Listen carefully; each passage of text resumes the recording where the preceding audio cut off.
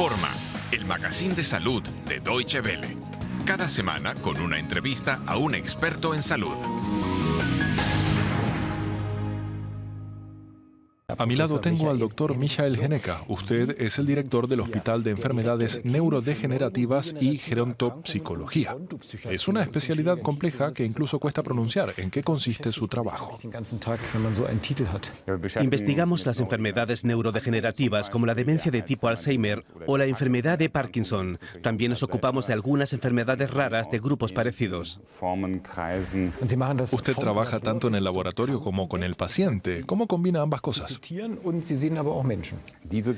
Este hospital fue construido así porque nos dimos cuenta de que o solo hay médicos que atienden a los pacientes o solo hay científicos que generan principios básicos de la enfermedad.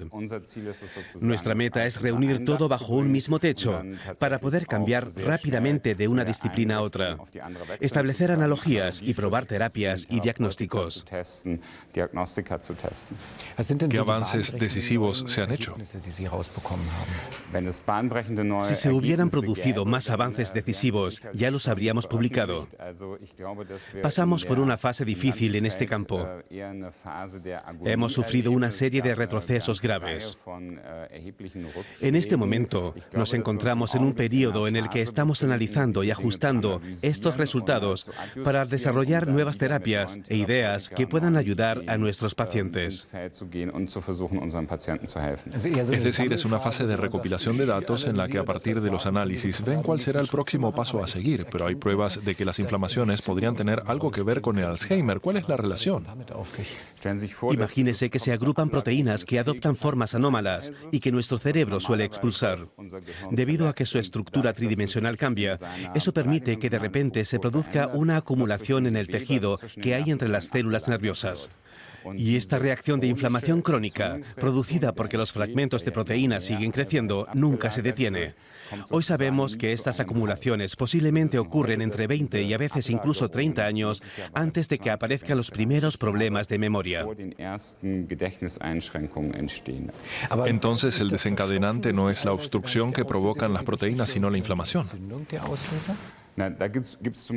Hay indicios, por ejemplo, de que si se bloquea la inflamación, por lo menos a nivel experimental, no se desarrollan más pérdidas de memoria.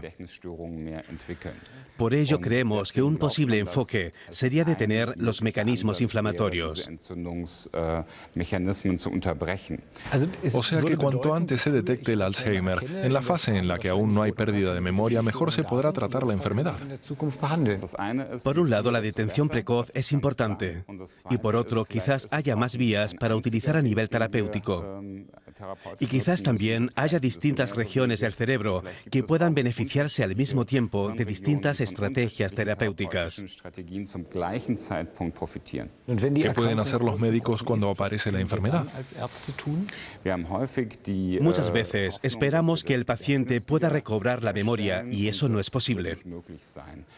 Cuando analizamos los fármacos que existen en cuanto a su efecto para mejorar las habilidades cotidianas y evitar la dependencia de terceros o el internamiento en un centro, entonces muestran su eficacia.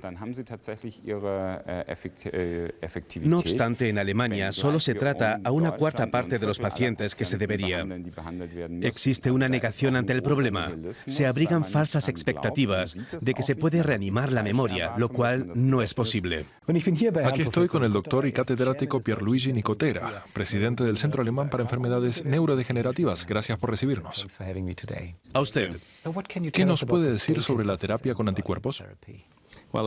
Creo que ha experimentado un buen desarrollo en los últimos años, sobre todo en cuanto a los diferentes tipos de anticuerpos eficaces a la hora de eliminar los amiloides del cerebro. Además, ahora contamos con nuevas terapias con otros anticuerpos que neutralizan la otra proteína principal que interviene en el Alzheimer, la proteína Tau. La principal cuestión acá es que estos tratamientos no son eficaces por separado. Se trata de una enfermedad compleja, donde la solución será una combinación de diferentes estrategias. ¿Diría que el Alzheimer es una sola enfermedad o varias? Son varias enfermedades. Usted investiga las causas de este mal. ¿Es la acumulación de placas amiloides en el cerebro la principal causa?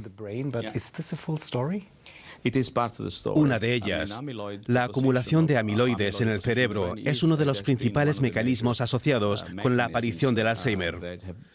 Sabemos por aquellos casos con una componente hereditaria que se producen mutaciones en las enzimas que intervienen en la producción de amiloides, pudiendo provocar la aparición de la enfermedad.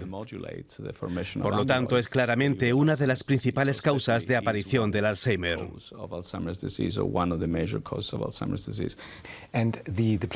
La formación de las placas y la acumulación de proteínas puede comenzar a edad muy temprana. ¿Qué significa esto?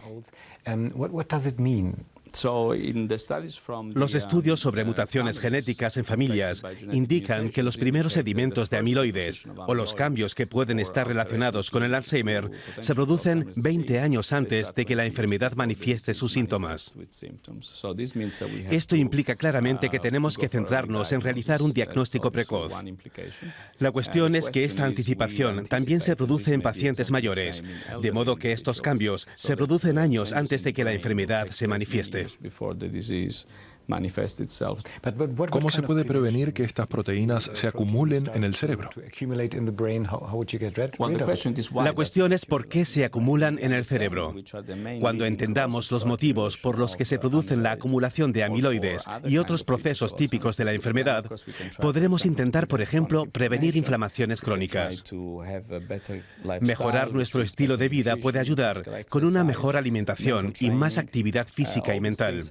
Todo esto puede que no tenga relación directa con las causas de la enfermedad, pero ayuda al cerebro a compensarla. Y también debe haber factores congénitos que protejan a las personas de esta y otras enfermedades crónicas. Como por ejemplo la longevidad. Por supuesto, existe una predisposición a la longevidad que bien puede ser de origen genético o también debida a otros factores, como los epigenéticos, o sea, del entorno. Hablamos de gente capaz de superar enfermedades, o al menos de no contraer enfermedades graves. Así que tenemos que aprender de este paradigma para averiguar cómo podemos protegernos todos. Debería entonces salir más a correr, ya que el deporte ayuda.